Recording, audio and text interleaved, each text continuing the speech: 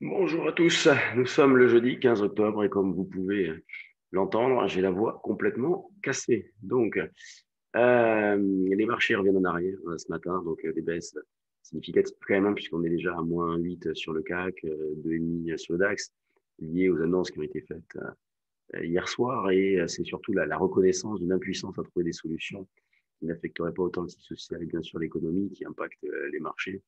Donc, bon, c'est quand même pas terrible, hein. Il y a de quoi se poser des questions, évidemment.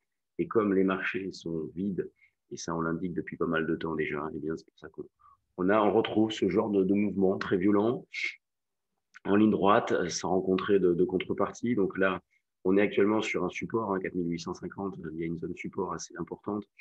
On va considérer que la zone 830, 870, euh, nous, c'est ce qu'on envisageait comme retracement, notamment pour acheter des calls. C'est le message qu'on envoyait en milieu de semaine, début milieu de semaine, qu'on pouvait, si on avait un retracement dans cette zone-là, on pouvait profiter pour acheter l'école.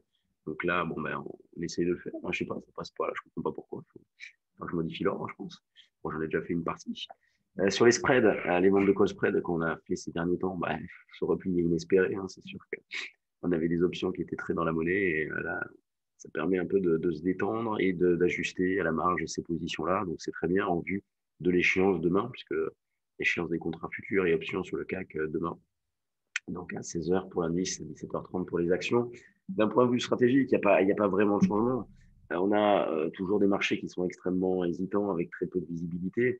Et donc, bah, cette alternance se baisse avec, depuis le début de la semaine, donc hormis ce matin, une très faible volatilité. Même là, la volatilité n'est pas énorme. On a juste un repli qui est important, mais on n'a pas une volatilité qui est énorme. Volatilité, c'est-à-dire des écarts assez importants. Là, on a juste un mouvement de baisse, donc avec un gap à la baisse dès l'ouverture qui met la pression derrière des petits ajustements de delta et autres, et puis ce qui fait que les marchés baissent en ligne droite. Donc 4850, zone support, un achat peut être tenté ici. Si vous achetez, bon, bah 60, on va dire, allez, 67, 78, faut pas hésiter, hein, faut capter les écarts. Nous, le message qu'on envoyait des 8h15, c'est que vu l'ambiance générale, on n'est pas pressé d'intervenir. Et c'est vrai que moi, je fais des ajustements sur des options, mais sur le futur, je ne prends pas de décision forte non plus. Donc, j'attends un petit peu, je ne suis pas pressé, j'attends de voir ce qui se trame, est-ce qu'il va y avoir un relais, est-ce que la situation va dégénérer, c'est pas certain non plus. Comme je l'ai dit, hein, il y a très peu de visibilité. Donc, des marchés qui sont prêts au choc en quelque sorte, on le voit au niveau de la volatilité sur les options qui est relativement basse, alors même si elle augmente un peu ce matin, mais relativement basse au vu de ce qui se passe en ce moment et du manque de visibilité, des nombreux problèmes qui sont absolument pas réglés. Donc, achat de futur sur les niveaux de prix actuels, achat de call aussi, pour revendre, par exemple, et pour reprendre des positions à la vente, pourquoi pas 4000, allez, on va retrouver 4880, mais peut-être plutôt 4890, 4900. Un rebond assez important. Sur le DAX, bon, ben, retracement important aussi. Nous, ce matin, on proposait un achat, je crois, sur 750. Bon, autant dire qu'il a été traversé. Donc là, sur un pullback, il faut essayer de sortir. Il n'y a pas d'alerte majeure non plus. On est juste passé temporairement en dessous du niveau. Si jamais on avait un pullback dans cette zone, on sort. 750, 800, on sort pour essayer de recommencer un cran en dessous.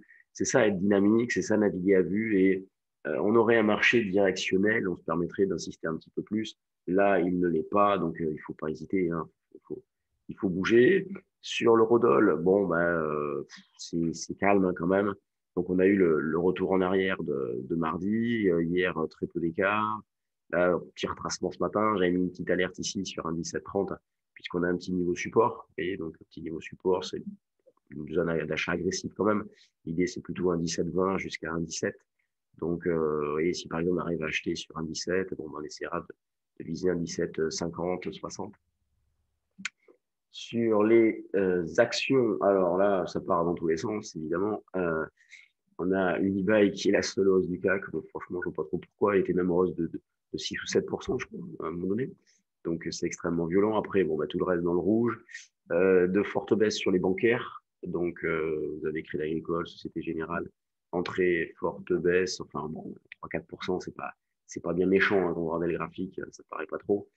Des bancaires qui, comme on l'a vu hier soir pendant le stage action, sont en situation de contre-signaux, donc des potentiels de rebond à épuiser dans un premier temps. Le CAC, vous l'avez ici, donc, et si on trace par exemple un trait, vous allez tout de suite voir cette ligne de support autour de 4840, 50, niveau sur lequel on avait tenu par ici, par là. Bon, parfois, on est passé au travers, hein, bien évidemment, on est allé chercher un petit cran en dessous. Mais on va dire que si le marché reste pas mal, ce qui n'est pas gagné, mais s'il reste pas mal, on peut avoir fait un point bas dans cette zone autour de 850. C'est pour ça que moi, je prends des décisions sur ce niveau-là. D'ailleurs, le marché remonte un peu puisqu'on est à 60. Le volume, 360 millions. Alors, il est un peu en augmentation hein, par rapport à ce qu'on a ces derniers temps, puisque hier, je crois que c'est hier, on l'a regardé ensemble, on était autour de 150-200 millions. Les grosses pondérations qui sont ici, donc bon, on va dire, elles ont tendance à surperformer. Alors, elles baissent quand même, mais à surperformer le reste. Dans les screeners, alors, je n'ai même pas regardé encore, je n'ai pas eu le temps. On a Virbac donc, qui déclenche une impulsion haussière, puisqu'elle franchit ses plus récents. On a Genfit, bon, un petit sursaut. Eutelsat, c'est pas mal, on est sur un niveau support. Il a un Eutelsat d'ailleurs. Katana, Transgel, bon, c'est pour Space, hein, Transgel. Rarement des relais, on le voit ici, hein, décolle et puis après revient fortement en arrière. Un Planète Technique Pixium qui revient en arrière, on peut avoir tapé la résistance à 1,70, on a bien fait de marquer le coup sur ce niveau-là. CGG, Plasticomium, AK, bon, ça part, vous voyez, ça part un peu dans tous les sens. Il n'y a rien de bien méchant, il n'y a pas non plus de gros gadins, il n'y a pas de panique. Donc des marchés qui restent assez réguliers tout de même, avec une petite pression vendeuse, avec le gap de ce matin. Vous voyez, le gap, on le voit bien ici. Là, il y a un vrai gap, hein, avec une ouverture largement en dessous des plus bas d'hier. Donc tout de suite de la pression sur les opérateurs. Et donc un relais qui s'est mis en place rapidement. Est-ce que la situation va dégénérer? C'est loin d'être évident. Donc, affaire à suivre et d'où l'importance hein, dans la phase actuelle de naviguer à vue. Donc, on continue de proposer les deux sens, même quand on était à 5000, on proposait des niveaux de vente pour justement jouer une poursuite de cette situation avec une hésitation qui reste prépondérante.